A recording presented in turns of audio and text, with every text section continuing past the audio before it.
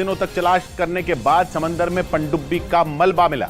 Titan पनडुब्बी के लापता होने के बाद से ही पूरी दुनिया में लोग उसमें सवार 5 लोगों की सलामती की दुआ कर रहे थे। पनडुब्बी 18 जून को टाइटैनिक जहाज का मलबा दिखाने के लिए कनाडा के न्यू फाउंडलैंड से रवाना हुई थी। लेकिन अमेरिकी कोस्ट गार्ड के मुताबिक समंदर में उतरने के कुछ देर बाद ही टाइटन पनडुब्बी में तेज धमाका हुआ था, जिससे उसमें सवार सभी 5 लोगों की मौत हो गई। ये पनडुब्बी 18 जून को कनाडा के न्यू फाउंडलैंड से रवाना हुई थी, लेकिन समंदर में उतरने के 2 घंटे बाद ही उसका संपर्क अपने जहाज से टूट गया। जैसे ही ये खबर सामने आई, अमेरिका और कनाडा की रेस्क्यू टीमों ने अटलांटिक महासागर में सबसे बड़ा अभियान शुरू कर दिया। बाद में ब्रिटेन और फ्रांस की नौसेना भी इस अभियान से जुड़ गई, लेकिन 5 दिनों तक समंदर में चप्पे चप्पे की तलाशी के बाद उन्हें टाइटन पनडुब्बी का मलबा टाइटैनिक जहाज के मलबे के नजदीक मिला। टाइटैनिक जहाज का मलबा कनाडा के न्यू फाउंडलैंड से 644 किलोमीटर दक्षिण में है और टाइटन पनडुब्बी का मलबा मिलते ही उसमें सवार सभी लोगों के मिलने की संभावना भी खत्म हो गई। अमेरिकी कोस्ट गार्ड के मुताबिक पनडुब्बी में भारी दबाव के बाद हुए धमाके की वजह से यह हादसा हुआ, जिसमें टाइटन पनडुब्बी में बैठकर टाइटैनिक जहाज का मलबा देखने गए 5 लोग अपनी जान गंवा बैठे।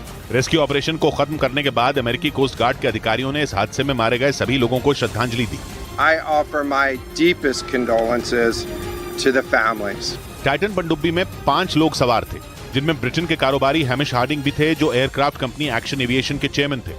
उनके साथ पाकिस्तान के सबसे अमीर कारोबारी शहजादा दाऊद और उनके बेटे सुलेमान भी इस पनडुब्बी में सवार थे। इनके अलावा फ्रांस की नौसेना के अधिकारी पॉल हेनरी और टाइटन पनडुब्बी बनाने वाली कंपनी ओशन गेट के सीईओ स्टॉकटन रश भी इसमें मौजूद थे। उधर अमेरिकी कोस्ट गार्ड का दावा है कि अटलांटिक महासागर में टाइटन पनडुब्बी का मलबा ढूंढने में रिमोट से चलने वाली मशीन ओडिसियस 6K ने बड़ी भूमिका निभाई। दावा है कि इस पनडुब्बी की तलाश में अटलांटिक महासागर का हजारों किलोमीटर का इलाका छान मारा गया और इसके लिए दुनिया भर से कई जहाजों को भी लगाया गया। लेकिन 5 दिनों तक चले इस तलाशी अभियान के बाद टाइटन पनडुब्बी के मलबे को ढूंढने में रिमोट से चलने वाली ओडिसियस 6K मशीन की सबसे बड़ी भूमिका रही। अमेरिकी कोस्ट गार्ड के मुताबिक इस मशीन को अमेरिका की एक कंपनी ने बनाया है, जो समंदर की सतह तक जाने में सक्षम है, और इसी मशीन ने 22 फीट लंबी टाइटन पनडुब्बी की तलाश में टाइटैनिक जहाज के आसपास के पूरे इलाके को छान मारा। दावा है कि काफी तलाशी के बाद ओडिसियस 6K मशीन को टाइटैनिक जहाज के नजदीक ही टाइटन पनडुब्बी का मलबा मिला। इस बीच अमेरिकी नौसेना ने दावा किया कि उसके खुफिया हथियार ने टाइटन पनडुब्बी में हुए धमाके की आवाज सबसे पहले सुनी थी। अमेरिकी नौसेना के मुताबिक उसने कई दिन पहले ये आवाज उसी जगह सुनी जहां अंतिम बार टाइटन पनडुब्बी ने अपने जहाज से संपर्क किया था।